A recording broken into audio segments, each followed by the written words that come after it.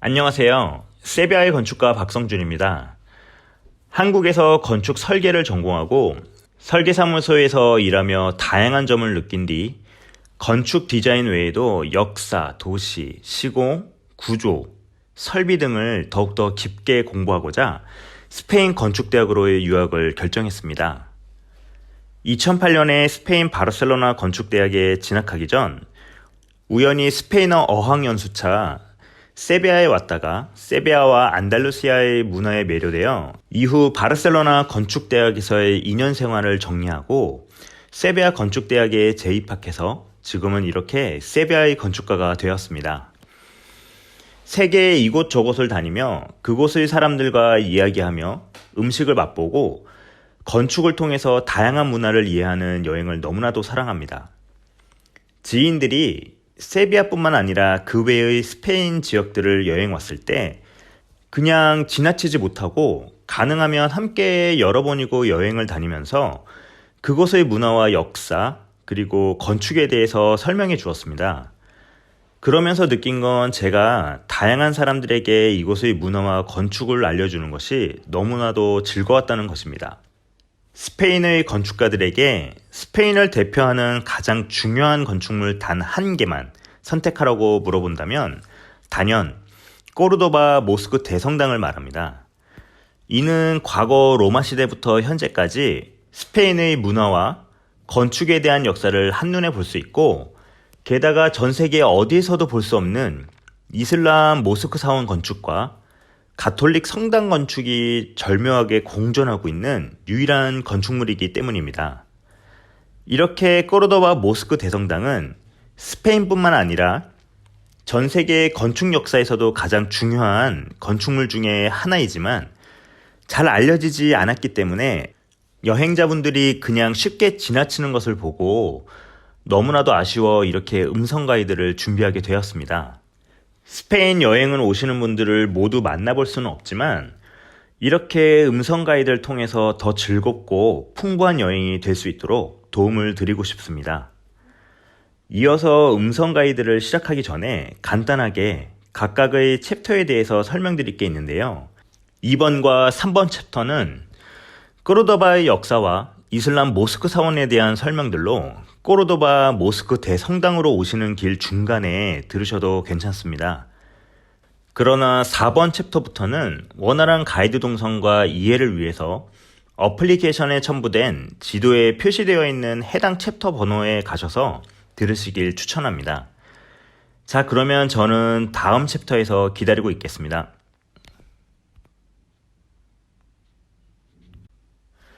미리 듣는 꼬르도바의 역사입니다.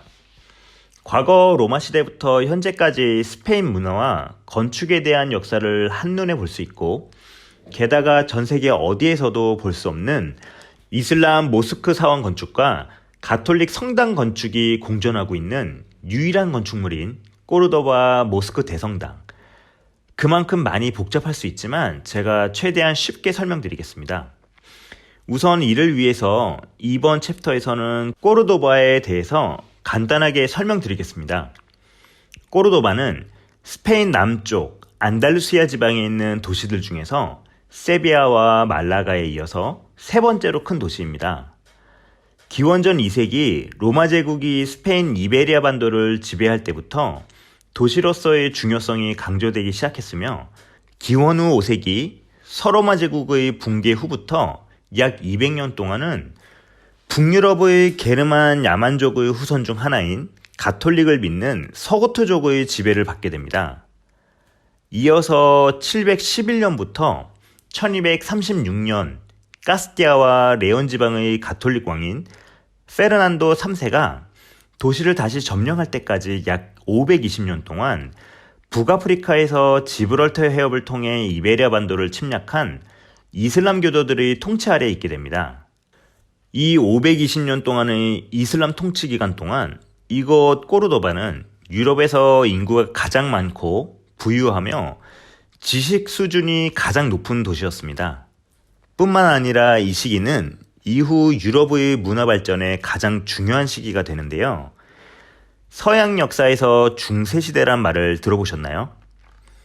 기원후 5세기 서로마 붕괴 이후부터 15세기 아메리카 신대륙의 발견 혹은 오스만 투르크에 의한 동로마의 붕괴까지 약 1000년 동안의 시기를 말합니다.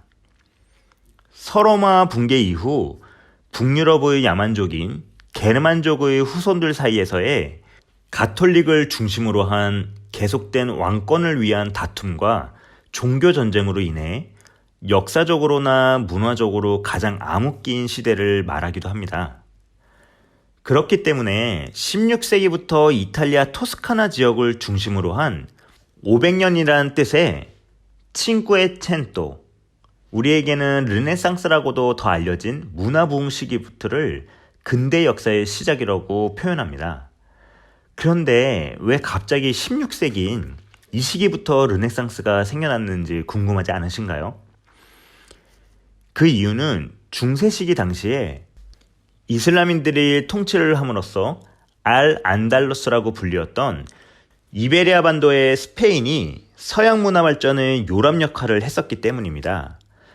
여기서 알 안달루스란 8세기부터 이슬람인들이 지배했었던 스페인과 포르투갈이 있는 이베리아 반도를 말하며 스페인 북쪽의 아주 적은 몇 개의 마을을 제외한 이베리아 반도 전체를 뜻했습니다. 당시 알 안달루스의 수도가 꼬르도바였으며 이 중세 시기 동안 스페인에 살고 있었던 이슬람인들과 유대인들이 당시 유럽인들은 관심도 가지지 않았던 세계 곳곳에 흩어져 있는 고대 그리스의 역사, 예술, 수학, 과학, 의학, 철학, 천문학, 그리고 항해기술에 관한 모든 책들을 꼬르도바에 모아놨기 때문입니다. 이러한 이유로 당시 꼬르도바에는 40만 권 이상의 도서를 보관하고 있었던 공공도서관과 대학교가 있었고, 가난한 아이들을 교육시키기 위한 많은 숫자의 무료로 운영되는 학교들도 있었다고 합니다. 게다가 그 당시에 꼬르도바에서 만들어진 의학서적은 지금까지도 전 세계에 있는 의과대학에서 사용되고 있으며 세계에서 최초의 가로등이 8세기에 꼬르도바에 생겨나기도 했습니다. 또한 이슬람인들은 하루에 5번씩 지금의 사우디아라비아에 위치한 메카를 향해서 기도를 하는데요. 바다에서도 메카를 향해서 하루에 5번씩 기도를 했어야 했기 때문에 자연스럽게 항해 기술과 천문학을 더욱 발전시킬 수 있었고, 이 기술들은 이후에 크리스토퍼 콜럼버스가 신대륙을 발견하는 데 큰 역할을 하게 됩니다. 이렇게 중세 시기 동안 스페인에서 모아지고 발전된 고대 그리스의 지식들은 1492년에 가톨릭 왕들의 국토 회복 운동을 끝으로 다른 유럽 국가들로 퍼지게 되었으며, 신대륙에서 들어오는 막대한 양의 자금과 합쳐져서 화려한 르네상스 문화를 꽃피울 수 있었던 것입니다. 이렇게 서양 문화의 요람으로서 중요한 역할을 했었던 꼬르도바는 자연스럽게 꼬르도바 모스크 대성당, 꼬르도바 구시가지, 꼬르도바 파티오 축제, 그리고 사랑에 관한 전설을 가지고 있는 옛 이슬람 궁전이었던 메디나사라 등 전 세계에서 유네스코에 등재된 문화재를 가장 많이 가지고 있는 도시이기도 합니다. 자, 그러면 다음 3번 챕터에서는 이슬람 교도들의 사원인 모스크에 대해서 간단히 설명드리겠습니다. 이슬람 교도들의 사원 모스크입니다. 가톨릭 성당 건축이 4세기 로마 시대의 재판소 건물이었던 바실리카의 그 기원이 있다면, 이슬람 사원 건축은 6세기에 가브리엘 대천사의 부름을 받고 이슬람교를 창시한 마호메트의 집에서 그 기원을 찾을 수 있습니다. 마호메트의 집은 전체적으로 정사각형의 대지에 벽돌로 지어졌으며 야자나무를 이용한 주랑이 있는 안뜰 또는 중정을 가지고 있었습니다. 이는 사우디아라비아의 전형적인 집 구조 형태였으며, 마호메트는 이런 자신의 집에 사람들을 모아서 이슬람교를 설교하거나 가르쳤습니다. 참고로 이슬람 교인들은 아침에 해가 뜰 때와 정오, 오후, 그리고 해가 질 때와 마지막으로 해가 진 뒤 밤 시간 아무 때나 지금의 사우디아라비아에 있는 아브라함이 하느님의 명령으로 만들었다는 신의 집이란 뜻의 까바가 있는 이슬람 성지인 메카를 향해서 하루에 5번씩 기도를 드립니다. 그리고 이렇게 하루에 5번씩 기도를 드리기 전에 항상 신체의 특정 부위들을 세정해야 하는데요. 이렇게 마호메트 집의 기본 구조와 이슬람교의 기본 요소들이 섞여서 지금의 모스크 사원으로 발전했는데요. 여기서 모스크는 모이다 또는 합치다 라는 뜻을 가지고 있습니다. 기본적으로 모스크 사원은 하루에 5번의 기도 시간을 육성으로 알려주었던 알미나르라고 불리는 탑이 있고, 사원 건물 내부로 들어가기 전에 몸을 세정할 수 있는 인공분수와 나무들로 꾸며진 파티오, 안뜰 또는 중정이 있으며, 그리고 기도를 드릴 수 있는 장소인 사원 건물로 이루어져 있습니다. 이어서 이 사원 건물 내부에는 3가지의 중요한 건축 요소가 있는데요. 알끼블라와 미으랍, 그리고 신도들이 바닥에 엎드려 기도를 드릴 수 있는 열린 공간입니다. 여기서 알끼블라는 사우디아라비아의 메카를 향하고 있는 벽을 말하고, 미흐랍은 이 벽에 작게 지어진 예배당을 말하며, 이만이라고 불리우는 이슬람 성직자나 지도자가 기도를 드리는 장소입니다. 그렇기 때문에 사원 내부에서 모든 신도들은 메카를 향하고 있는 벽인 알끼블라를 바라보고 바닥에 엎드려서 기도를 드립니다. 이슬람인들이 통치하고 있었던 예전에 스페인 알안달루스에 지어져 있는 모스크 사원들도 이 기본적인 구조를 따르고 있는데요. 다만 한 가지만 제외하고요. 그것은 바로 메카를 향하고 있는 벽인 알끼블라의 방향입니다. 참고로 메카는 스페인에서는 동쪽에 위치하고 있으며 한국에서는 서쪽에 위치하고 있습니다. 그렇기 때문에 만약 이 벽이 메카를 향해서 지어졌다면 알끼블라의 방향이 동쪽으로 지어졌어야 하지만 알안달루스에 지어졌던 모스크 사원들은 이 벽이 남쪽을 향하고 있습니다. 이것에 관해서는 다양한 학설이 있는데요. 그 중에 하나는 8세기부터 알안달루스를 통치했었던 이슬람 오메야 왕조가 메카에서 북쪽에 위치한 지금의 시리아의 수도인 다마스쿠스에 그 기반을 두었고, 그 다마스쿠스에 지어진 모스크 사원들이 전부 남쪽을 향하고 있기 때문에 이곳 스페인에 모스크 사원을 지을 때에도 다마스쿠스의 모스크 사원과 같은 방향으로 지었다는 학설입니다. 그리고 지금까지 가장 유력한 또 다른 학설은 기원전 2세기부터 이베리아 반도를 통치한 로마인들이 만들어 놓은 도시 구조에 맞게 모스크 사원의 방향을 수정했다는 학설입니다.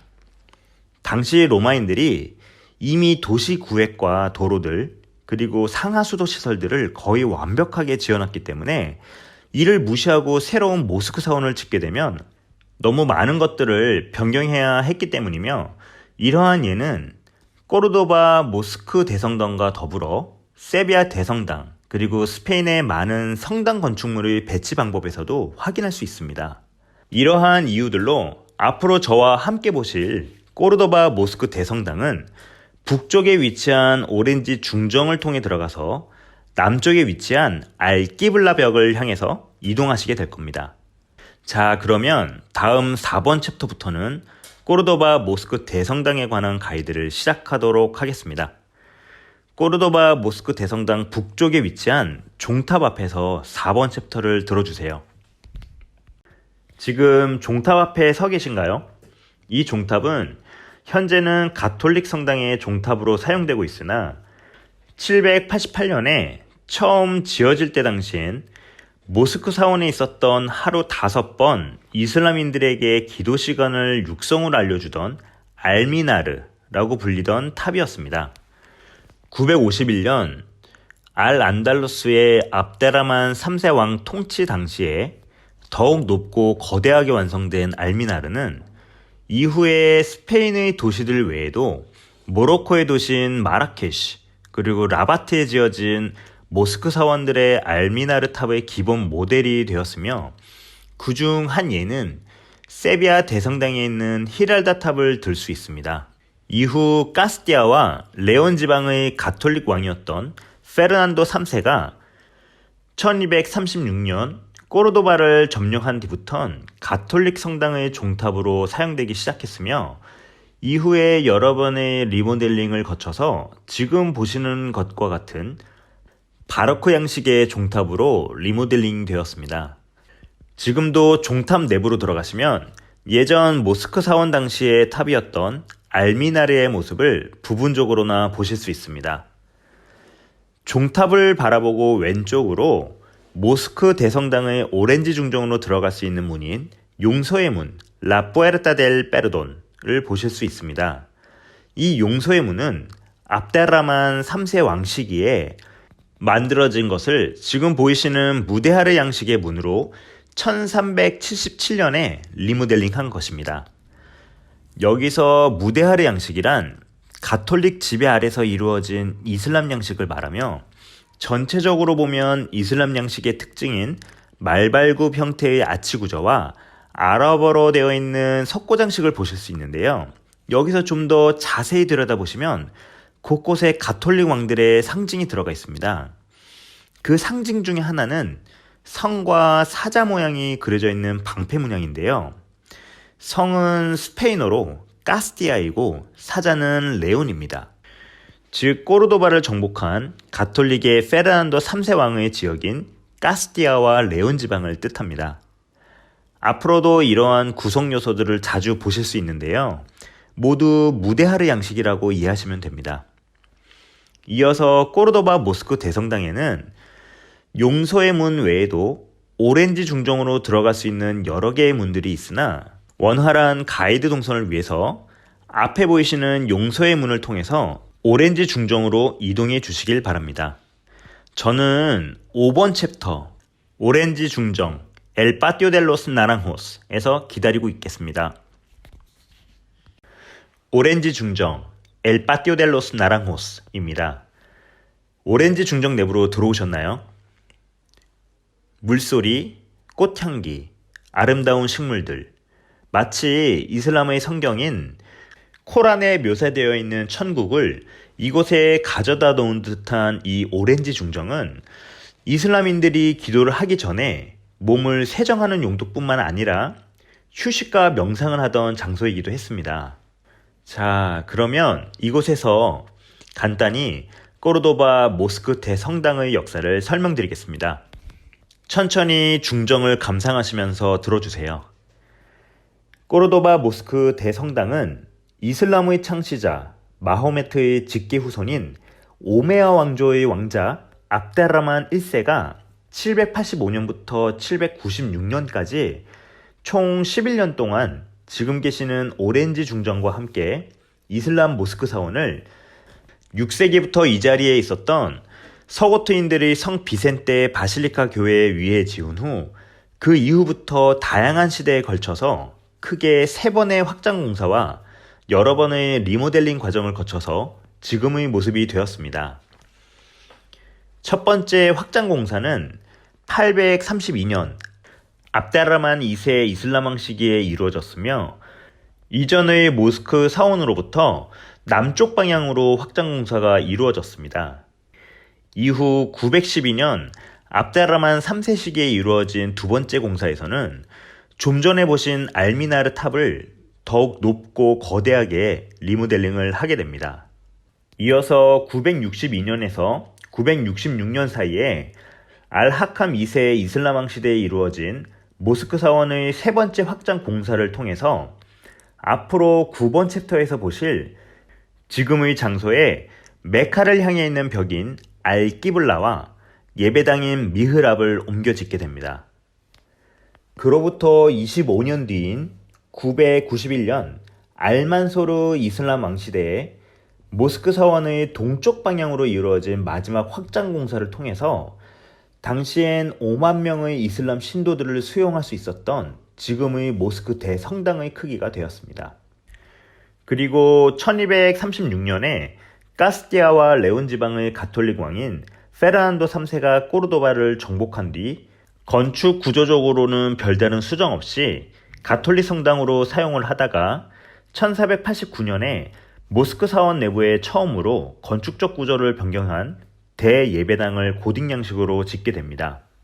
이어서 마지막으로 1523년에 당시 꼬르도바의 가톨릭 주교와 성직자 단체의 지속적이고 강력한 요청으로 인해서 모스크 사원의 중심부에 가톨릭 양식의 대성당을 짓게 되었으며 이후 여러 번의 리모델링 과정을 거쳐서 지금의 꼬르도바 모스크 대성당의 모습이 되었습니다.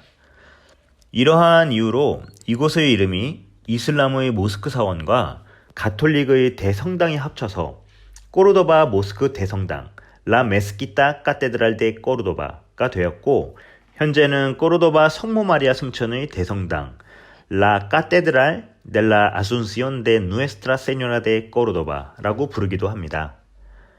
이러한 복잡한 과정을 거친 꼬르도바 모스크 대성당은 1973년부터 유네스코에 등재된 스페인의 오랜 문화와 역사를 대표하는 아주 중요한 건축물이 되었습니다. 자, 이제 저와 함께 꼬르도바 모스크 대성당 내부를 관람하실 텐데요. 지금 계시는 오렌지 정원에서 남쪽을 바라보시면 모스크 대성당 내부로 입장할 수 있는 입구가 두 개가 있습니다. 여름에는 가장 오른쪽에 있는 문을 통해서 그리고 겨울에는 가운데에 있는 문을 통해서 모스크 대성당 내부로 입장하실 수 있습니다. 모스크 대성당 내부로 들어가셔선 어플리케이션에 첨부된 지도에 표시되어 있는 챕터 번호를 따라서 관람하시는 걸 추천합니다. 저는 꼬르도바 모스크 대성당 내부의 6번 챕터 순교자 성 비센테의 바실리카 교회 라 바실리카 델 산 비센테 마르티르에서 기다리고 있겠습니다.